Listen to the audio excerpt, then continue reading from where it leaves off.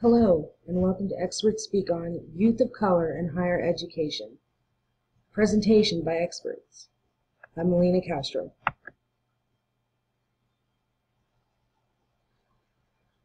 About 2.6 million black adolescents were attending high school in the U.S., according to the U.S. Census. Many of these youth will not attend college.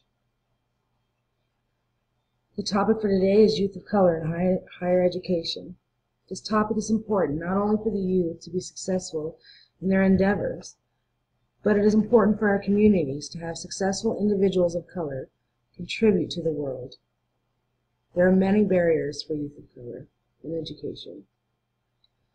Two questions that we hope to answer today are, how can we as a community encourage our youth to continue their education? And what effect does positive language about education have on youth of color? I'd like to introduce you to our two experts that will be speaking. The first is Dr. Patty Johnson.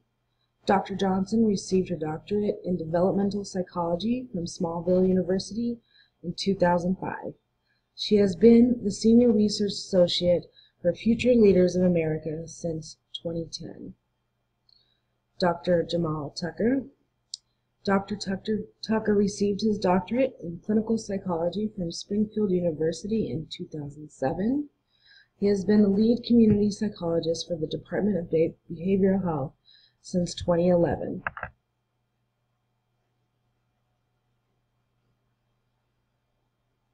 Dr. Johnson speaks about triumph. Triumph is a natural byproduct of adversity, meaning through failures also comes success. She also believes that it is time to change our messages to youth of color. Using statistics of prison populations are no longer able to scare our youth straight. Instead, she suggests using empowering statements of truth and knowledge, being that they are essential to molding our youth. The suggested website from her is diverseeducation.com. Dr. Tucker speaks about racial socialization, or the informal teaching of culture, values, beliefs, as well as instructing youth on what it is like to be of color in America. This is usually done by the parents in the home of youth of color. Dr. Tucker believes that success begins in the household and should expand to the community. In the face of race-related challenges encountered in the school environment, cultural socialization techniques assisted to sustain and increase students' future academic expectations. And a website for future reference is the HuffingtonPost.com, Black Voices. So our expert's point of view on our two questions that we provided at the beginning of this: how can we as a community encourage youth to continue their education, and what effect does positive language about education have on youth of color? Dr. Johnson speaks about positive messages from others. That includes parents, educators, and community members.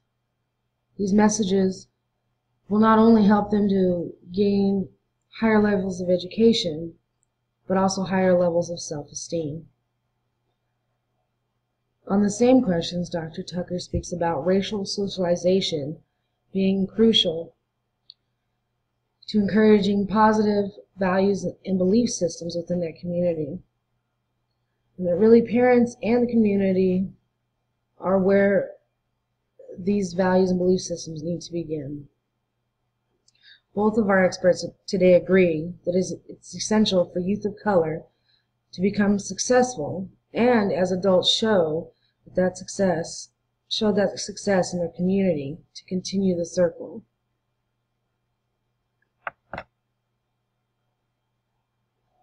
Here are the list of references.